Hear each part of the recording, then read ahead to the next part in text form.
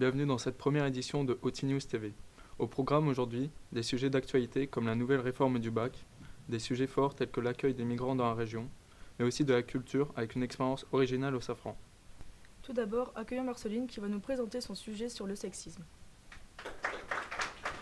Peux-tu nous en dire plus sur ton sujet ? Depuis quelques semaines, la question du sexisme entre les hommes et les femmes secoue la toile des médias. Alors, nous voulions savoir si celui-ci était présent dès l'adolescence. Merci. Regardons ça tout de suite. Dans le cadre de notre enquête sur le sexisme ordinaire, nous allons rencontrer Madame Delaby, CPE au lycée de Loti de Doulan.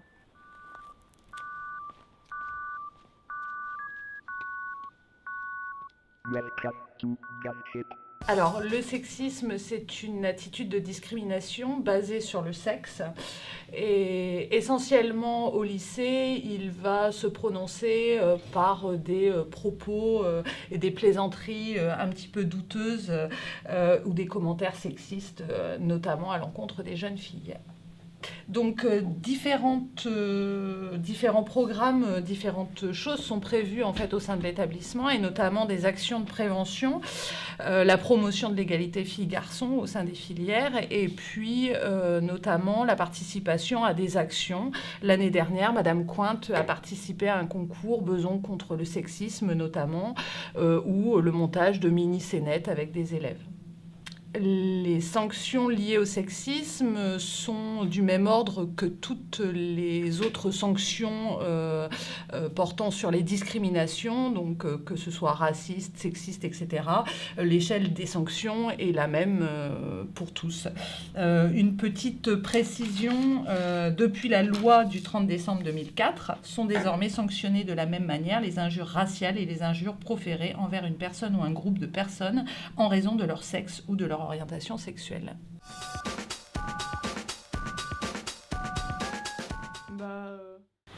La société est sexiste, pas forcément en général, mais il y a des personnes qui le sont encore, ça oui. Je pense que la société est sexiste, parce qu'elle rentre les gens dans des cases et que c'est à chaque fois les garçons qui aiment telle chose et les filles telle chose. La société est sexiste, pour moi elle l'est, de moins en moins, mais elle l'est, surtout en 2017 où il y a quand même pas mal d'affaires qui ont été remontées, donc il y a un réel débat par rapport à ça, oui. Oui, parce que souvent dès l'éducation, dès la naissance, les enfants ou nous-mêmes, on est appris en fait dans des stéréotypes.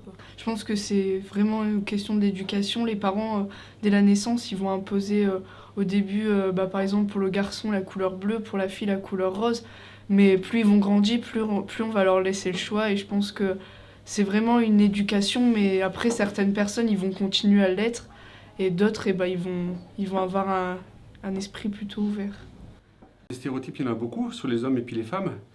Déjà les garçons c'est forcément du bleu, les filles c'est forcément du rose quand ils sont petits. Donc dès la naissance on est catalogué et puis après une sage-femme c'est forcément une femme.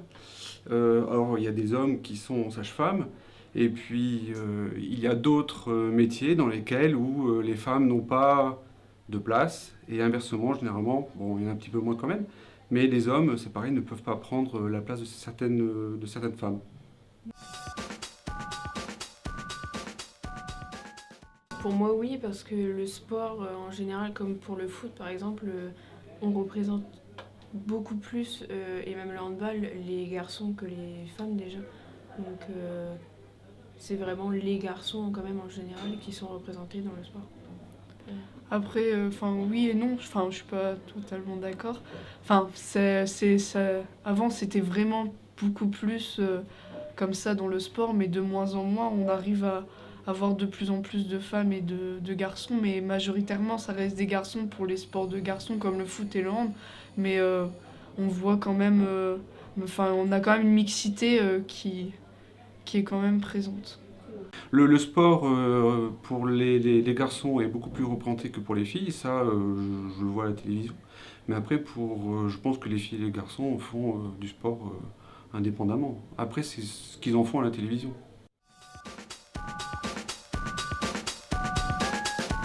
Bah, c'est bien parce que comme ça permet aux femmes après leur grossesse de pouvoir travailler sans rester forcément tous les jours avec leurs enfants. Comme ça, c'est leur père qui s'occupe plus d'eux que leur mère.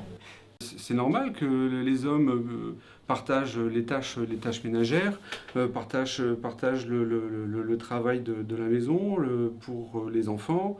Les hommes doivent faire autant que les femmes.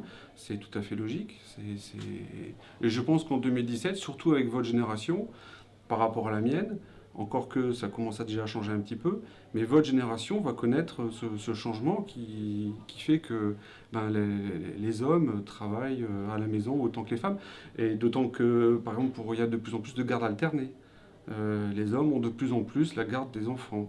Et tout ça, ça montre que la société évolue par rapport à cette équité. C'est important. Il est présent, mais ça dépend les personnes. Enfin, il y en a qui vont forcer, ils vont beaucoup le manifester au quotidien, dans les couloirs, dans la cour, etc. Mais il y en a, non, pas du tout. Enfin, je pense que ça dépend, comme on avait dit au début, ça dépend l'éducation. Et il y a certains élèves qui savent pas se lire et ils sont sans arrêt en train de faire des réflexions, etc. Alors que il y en a d'autres qui, pour eux, c'est que ça soit un garçon ou une fille, c'est la même chose. Et maintenant, accueillons Mathéo. Alors, tu as rencontré un artiste plasticien local. Peux-tu nous en dire plus sur ton sujet? Oui, en effet, nous sommes allés interviewer Johan Vivquin, qui est un artiste plasticien du Doulanais depuis plus de 15 ans, et il nous a ouvert son atelier. Merci, nous avons hâte de découvrir ton interview. Alors, artiste plasticien, ça englobe tous les arts plastiques.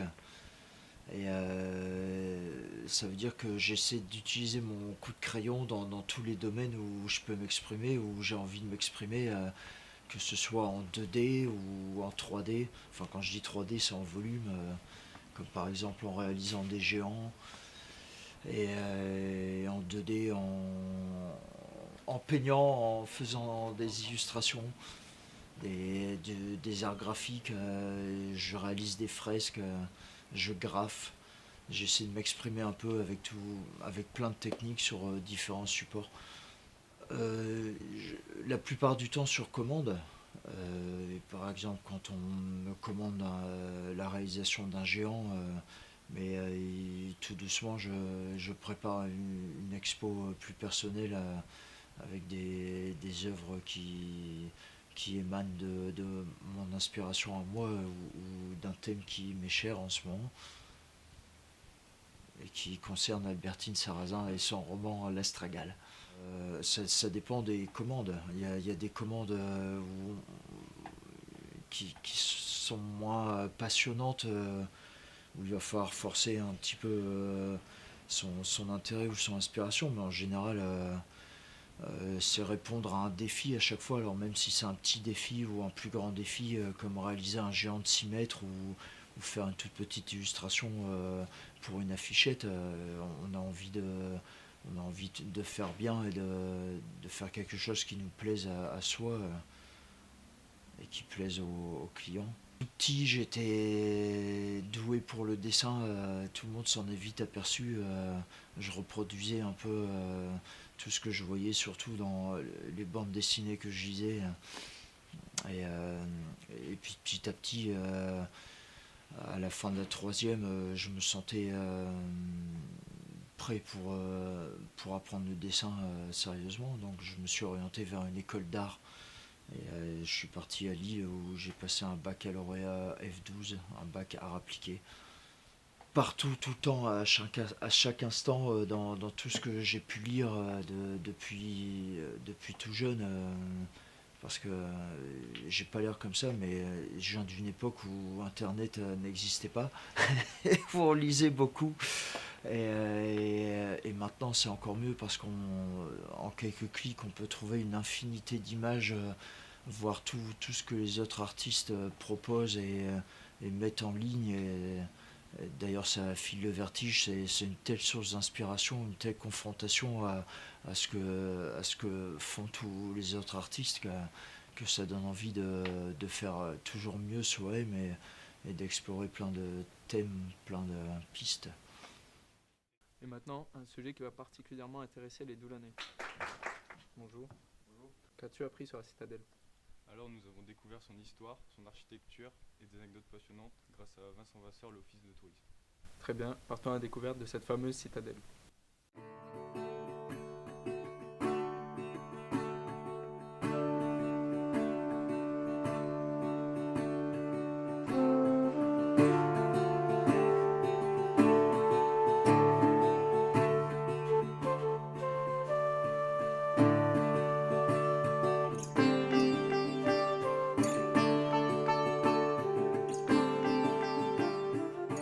Alors bonjour à tous, on se retrouve dans la petite ville de Doulan, dans la Somme, dans les Hauts-de-France. Il faut se remettre dans le contexte de l'époque, donc nous sommes au XVIe siècle.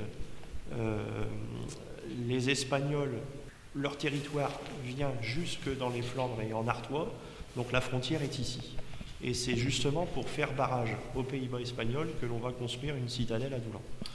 Et elle a été construite en quelle année?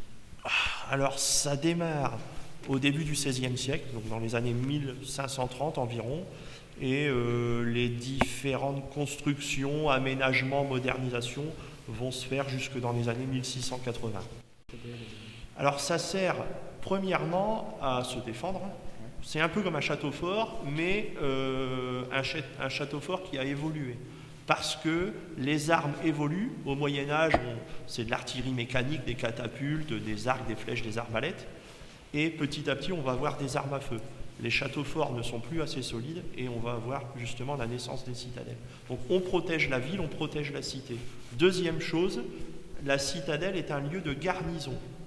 C'est-à-dire, encore une fois, en comparaison au Moyen-Âge, où quand on envoyait des soldats aller défendre ou se battre de l'autre côté du pays, quand ils s'arrêtaient, ils étaient un peu obligés de vivre sur l'habitant. Et quand je dis vivre, je suis gentil. Donc là, le fait d'avoir une citadelle, on va avoir un lieu où ils vont pouvoir manger, dormir, etc., en attendant d'aller sur le terrain. Donc, à partir des années 1860-70, on va avoir des prisons pour femmes. Ces prisons vont durer pendant près d'un siècle, puisqu'elles vont fermer en 1959. Et on a entendu parler d'une femme qui s'est évadée. Est-ce que vous pouvez nous en dire plus? Ouais, il y en a eu plusieurs. La plus connue, c'est Albertine Sarrazin. On est en 1957. Albertine est incarcérée à Doulan pour avoir braqué une supérette avec son amie. Malheureusement, armée d'un pistolet, elle tire sur la gérante du magasin, la blesse, et elles prennent 7 ans de prison. Étant donné qu'Albertine était une fille relativement intelligente, parce qu'elle avait son baccalauréat, on décide de la mettre à la prison-école de Doulan, puisqu'on sait qu'il y avait des activités, etc. On s'est dit que ça pouvait lui faire du bien. Et bon, elle n'a pas voulu rester. Donc elle a essayé de trouver échafauder un plan pour s'évader, et elle a réussi à s'évader en sautant du rempart. Il n'y avait pas d'autre choix, donc elle essaye d'escalader comme elle peut, et au bout d'un moment, elle lâche et elle tombe. Elle se fracture l'astragale, donc un os de la cheville, en tombant, et elle réussit tant bien que mal à ramper jusque la route nationale. Et là, elle tombe sur un jeune homme, un petit malfrat comme elle, en fait. Et c'est le coup de foudre. Voilà, c'est le coup de foudre. Ça aurait pu être un roman, et d'ailleurs, ça a été un roman, puisqu'elle a écrit L'Astragale, qui va d'ailleurs être adapté au cinéma avec Marlène Jobert quelques années plus tard, et dans lequel elle raconte son évasion, sa rencontre avec Julien Sarrazin, donc avec lequel elle va se marier, et puis sa vie de cavale, puisqu'en fait elle s'évade, elle a 20 ans, et elle meurt 10 ans plus tard. Et en gros, pendant ces 10 années, elle va passer son temps entre la prison, l'extérieur, elle va être reprise, c'est vraiment de la vie de cavale. Alors quelques années après le départ des dernières prisonnières, la citadelle accueille les harkis, donc les soldats algériens qui se battaient pour la France, pour la guerre d'Algérie, qui ont été rapatriés sur le continent, qui sont arrivés ici en 1962, suite à l'indépendance de l'Algérie, et qui sont restés jusqu'en 1965. À partir de ce moment-là, c'est l'abandon le plus total. Passons à un sujet plus félin avec l'association Rose. Bonjour. Pouvez-vous nous expliquer le but de l'association? Le but de cette association est de recueillir les chats abandonnés de Doulon. Nous nous sommes rendus dans leur refuge. Pour découvrir celui-ci, nous vous laissons avec le reportage. D'accord, rendons-nous au refuge.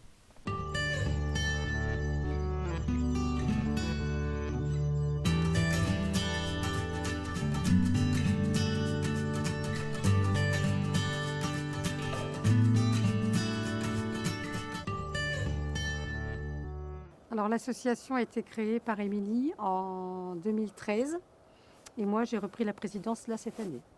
Il faut gérer le manger, le linge, la vaisselle, gérer tout ce qui est autour de nous. On essaye d'améliorer l'habitat des animaux qui ne sont pas adoptés. Mais notre rôle principal, c'est de les récupérer sur la route, les soigner, les sociabiliser et les remettre à l'adoption chez des gens très bien. On essaye toujours. Après, il y en a quelques-uns qui sont trop vieux, donc ils resteront ici finir leur jour avec nous. Parce que financièrement, on est subventionné un petit peu par la commune, mais c'est beaucoup de gens qui nous font des dons. Donc on vit qu'avec les dons des gens. Comme ici, que ça a été entouré par 30 millions d'amis. Après, il y a des gens qui ont payé autre chose. Après, il y a Brigitte Bardot qui nous a offert le cabanon. Et après, il y a toutes les main-d'œuvre des gens bénévoles. Tous ceux qui veulent faire des dons, ils viennent nous aider. Le terrain, ça appartient à la commune. Ils nous le prêtent gracieusement jusqu'à ce que l'association fonctionne. 27 adhérents pour le moment et une trentaine de bénévoles. Alors les adhérents, ce sont bien souvent des personnes qui nous aident financièrement. Donc soit par l'achat de boîtes, de croquettes, de dons de couverture, de dons financiers pour payer les notes de vétérinaire qui quelquefois sont très élevées malheureusement. Quand on a besoin de travaux, on a quand même un grand terrain à entretenir. On a, voilà, comme vous pourrez constater après, l'intérieur du cabanon que nous avons entièrement isolé. Il y a toujours plein de choses à faire dans un refuge, plein de choses. Et quelquefois, on n'est même pas assez nombreux. Entre nos bénévoles qui travaillent toute la semaine, qui ne peuvent venir que qu'une fois tous les 15 jours. De toute façon, plus on sera nombreux dans cette association, plus on pourra venir en aide à ces chats. En ce moment, ici au site exactement, il y en a 23. Après, nous en avons pas mal dans les familles d'accueil, les plus petits, les plus, on ne dirait pas abîmés, mais psychologiquement choqués. Après, il y en a des plus vieux qu'on ne peut pas y mettre ici. Donc, au total, on en nourrit au Carabin, on en nourrit plusieurs secteurs d'Andoulan. Donc, il n'y a pas si longtemps que ça, on donnait à manger à peu près une 60aine de chats. Quand on récupère un chat, déjà, première chose, c'est bien souvent des chats qui sont traumatisés, blessés, affamés, très mal en point. Première chose, on attrape le chat. Quand ça se passe bien, que c'est un chat qui se laisse approcher, tout va bien. Quand c'est un chat sauvage, c'est différent. Donc là, on est obligé de le piéger, malheureusement. Mais un chat, quand il se laisse approcher, on l'attrape. Et première chose, c'est chez le vétérinaire. C'est la première chose. Le vétérinaire l'examine, regarde s'il n'est pas pucé, identifié. Bon, on va dire que dans 100% des cas, malheureusement, non. Donc on le soigne. On le remet sur pattes. On le stérilise. Il est chez nous, dans une famille d'accueil, et quand on ne peut plus, on est vraiment surbooké, on le remet là où on a attrapé, mais c'est un chat qu'on n'abandonne jamais. C'est-à-dire qu'il est toujours nourri tous les jours par nos soins. Et c'est les 60 chats, même si nous n'avons que 23 refuges, les 60 chats, tous les jours, nous vérifions qu'ils sont en bonne santé, qu'ils n'ont aucun problème. Et la nourriture est distribuée tous les jours, aussi bien pâté pour chats que croquettes qu'ils ont à disposition toute la journée. Vous venez nous voir. Le chat choisit son maître, il ne faut pas l'oublier. Bon, le maître choisit aussi. S'ils ont une correspondance d'obtention l'un envers l'autre, ça marche. Alors on donne nos chats, nous faisons des contrats d'adoption renforcés. Parce qu'aujourd'hui, sachez que si vous adoptez un chat ici à l'association, on donne un chat stérilisé et en plus on vous demande de le pucer à vos frais à vous. Parce qu'aujourd'hui, la loi dit, ça fait déjà un moment, mais on est obligé de stériliser et identifier l'animal. Pour clore ce journal, un peu de culture. Et accueillons Lola. Bonjour Lola. Bonjour. Où est-ce que vous nous amenez? Grâce au passeport culturel, nous sommes allés au Safran à Amiens pour participer à un parcours interactif sur le thème du hip-hop. On a passé un super moment. Très bien, regardons ça.